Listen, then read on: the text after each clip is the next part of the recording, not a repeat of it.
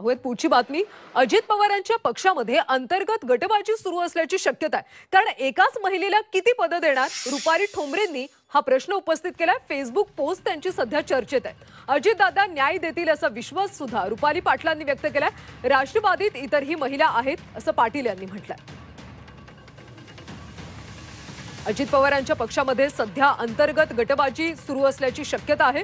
कारण एकाच महिलेला किती पद देणार असा सवाल आता रुपाली ठोंबरे पाटील यांनी फेसबुक पोस्टद्वारे विचारला। अजितदादा न्याय देतील असा विश्वास देखील त्यांनी व्यक्त केला। राष्ट्रवादीमध्ये इतरही महिला आहेत असं त्यांनी म्हटलं।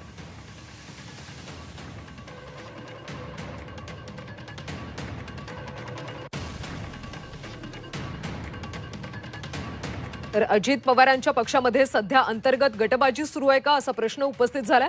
कारण एकाच महिलेला किती पद देणार असा सवाल आता रुपाली ठोंबरेंनी विचारला। त्यांची फेसबुक पोस्ट सध्या चर्चेत आहेत। दरम्यान अजितदादा न्याय देतील असा विश्वास सुद्धा रुपाली पाटलांनी व्यक्त केला। राष्ट्रवादीमध्ये इतरही महिला आहेत असं पाटील म्हणाले।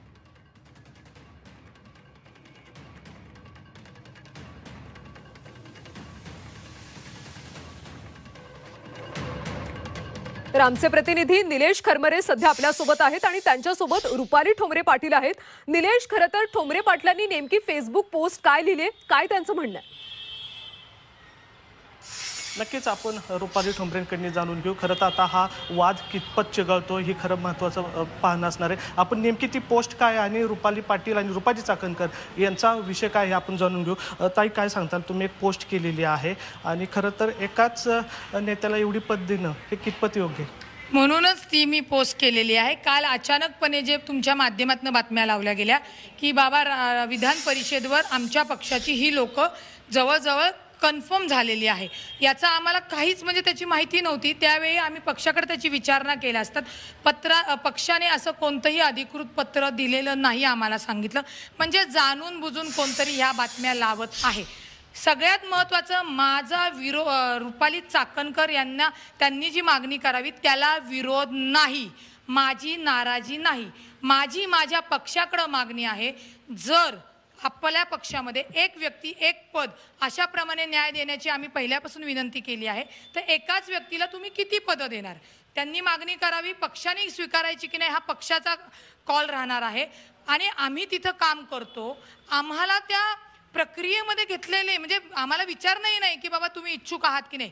मी इच्छुक आहे, मी स्वतः इच्छुक आहे, वैशाली नागवडेताई इच्छुक आहे, त्याच्यानंतर सुरेखा ठाकरेताई अमरावतीच्या आहेत त्या इच्छुक आहेत, आमचे शहर अध्यक्ष दीपक भाऊ मानकर इच्छुक आहेत, सांस्कृतिकचे अध्यक्ष बाबा पाटील इच्छुक आहेत।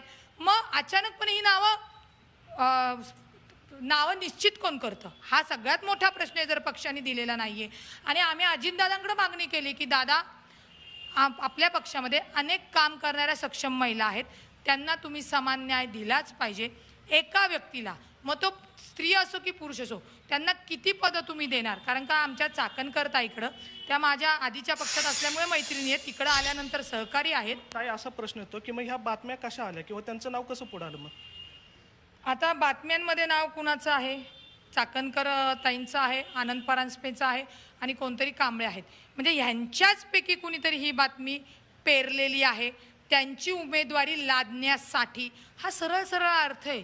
लक्षात घ्या, मी वकील आहे, त्यामुळे समोरचा माणूस काय विचाराने किंवा काय करतो, जेव्हा पक्षाने सांगितलं की हो ही बातमी आम्ही दिलेली नाही, तर पाणी कुठेतरी मुरते। असो, माझी अजितदादांकडे आम्ही मागणी आणि विनंती केलेली आहे। आम्ही प्रांत अध्यक्ष सुनील तटकरे साहेबांकडे मागणी केलेली आहे की एक व्यक्ती एक पदानुसार न्याय करावा आणि इतर महिलांना सुद्धा आपण समान संधी देणं गरजेचं आहे। चाकणकर बाईंना जर उमेदवारी दिली तर त्यांना विरोध असेल का? नाही, मग त्या चाकणकर ताईंना विरोध असेल का? त्यांना उलटं विचारा की माझ्याकडेच आयोग असतं किंवा सुरेखा ताईंकडे आयोग असतं आणि प्रदेश अध्यक्ष पद असतं, त्यांनी विरोध केला असता का नसता केला? त्या करतातच ना।